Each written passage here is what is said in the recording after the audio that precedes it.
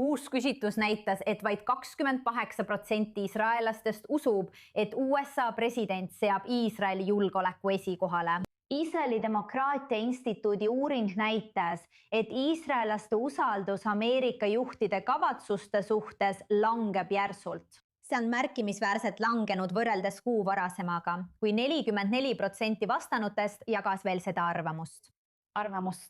Eelmisel märtsil arvas 64% juudi iisraellastest, et Donald Trump seadis Iisraeli julgeoleku oma prioriteetide keskmesse. See langus tuli enam kui 4 kuud pärast USA ja Iisraeli ühisoperatsiooni algust Iraani režiimi vastu ning samal ajal, kui Washington ja Teheran peavad läbirääkimisi ning Jeruusalemm jälgib toimuvat kõrvalt. Juudi iisraellaste seas valitseb kogu poliitilises spektris skepsis. 81% vasakpoolsetest valijatest, 73% tsentristidest ja 65% parempoolsetest valijatest usuvad, et Trump ei sea Iisraeli julgeolekut oma peamiste prioriteetide hulka. Uuring viidi läbi ajavahemikust 28. juunist kuni 1. juulini. Nii et endine korrespondent Palih Latti on siin stuudios. Palih Latti, keda paljud teavad Iisraeli suurimaks sõbraks, Donald Trump ja Benjamin Netanyahu olid veebruari lõpus ühel meelel. Nüüd uuringu kohaselt on selle 2 riigi sõpruses konarlik tee. Jah, ja Trump kiitas alati sellega, et ta võiks tegelikult saada Iisraeli kodanikuks ja kohe peaministriks saada. Iisraelis tänu oma populaarsusele küsitlustes oli ta väga populaarne, isegi populaarsem kui peaminister Netanyahu ise.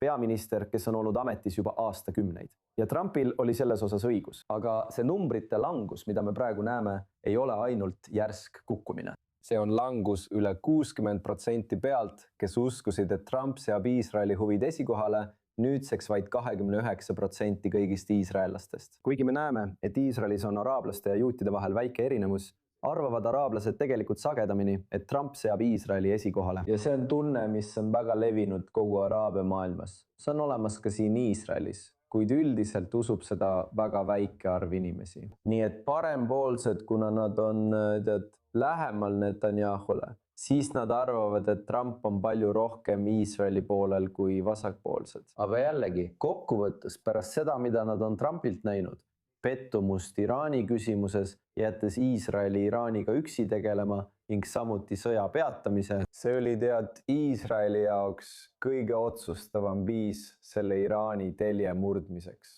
See on miski, mis iisraellastele valmistab suurt pettumust ja nüüd näeme seda ka numbrites. Trumpist ei saa Iisraeli peaministrit.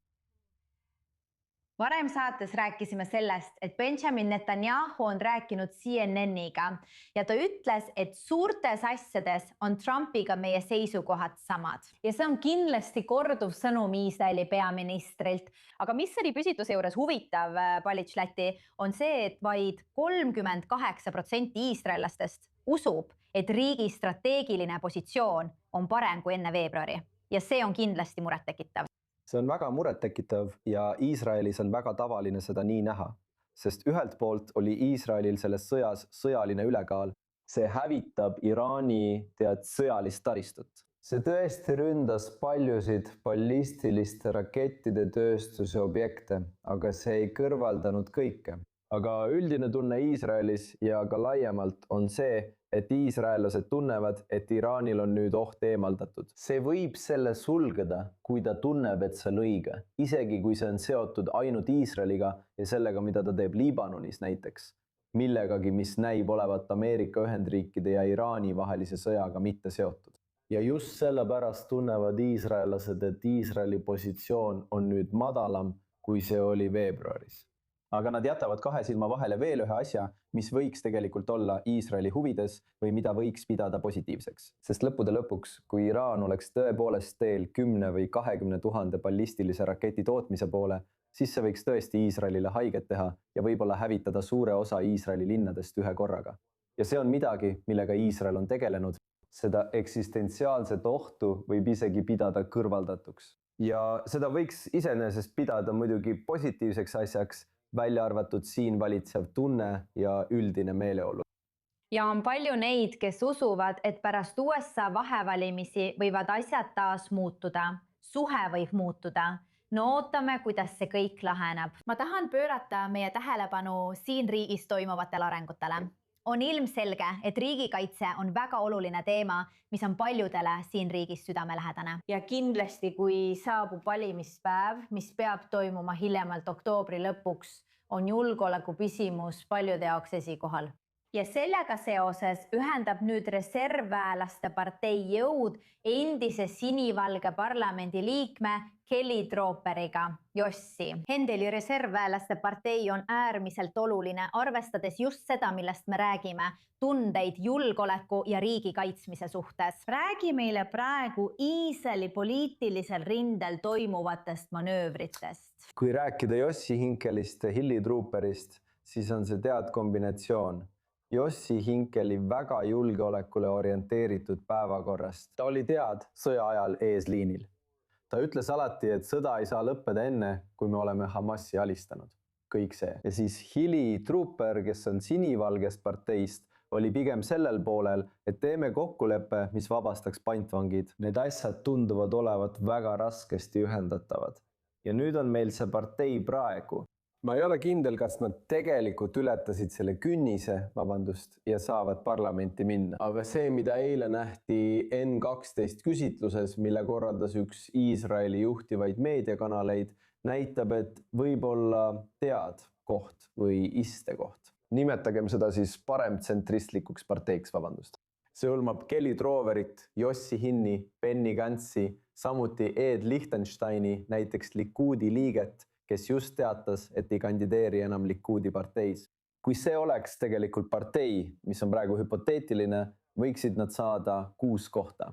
Need 6 kohta, kuigi see on väike arv võrreldes siin mainitud nimedega, võivad siiski olla otsustava tähtsusega, sest ei koalitsioon ega nimetagem seda praegu sionistlik opositsioon ei suuda järgmisteks valimisteks 61 liiget kokku saada, et moodustada koalitsiooni. Nii et nemad võivad olla need, kes otsustavad võimu jagunemise. Aga ma tahaksin siia lihtsalt lisada, et see, mida me praegu selles koalitsioonis ja opositsioonis näeme, ei pruugi pärast valimisi enam samamoodi olla, sest Netanyahu tahab ühelt poolt Ben-Gviri kõrvale heita, võib-olla ka Smotrichi. Ta oleks hea meelega valmis vähemalt mõnest Haredi parteist lahti saama. Ja kui see juhtub, kui tal avaneb võimalus moodustada koalitsioon selle uue paremtsentristliku jõuga, kui see peaks tekkima koos mõne opositsiooni liikmega, siis võiks tekkida ühtsusvalitsus. Ja teisest küljest, näiteks Issakov, ta ei öelnud, et ta ei istu Netanyahuga. Ta on täiesti valmis istuma koos Jossi Hinneli, Benny Gantzi ja teistega. Nii et võib tekkida teistsugune koalitsioon kui see, mida me praegu näeme. Ja just seda me ootame pärast järgmisi valimisi oktoobris. Jälgime kõiki neid arenguid nagu alati. Suur tänu korrespondent Palitš Läti.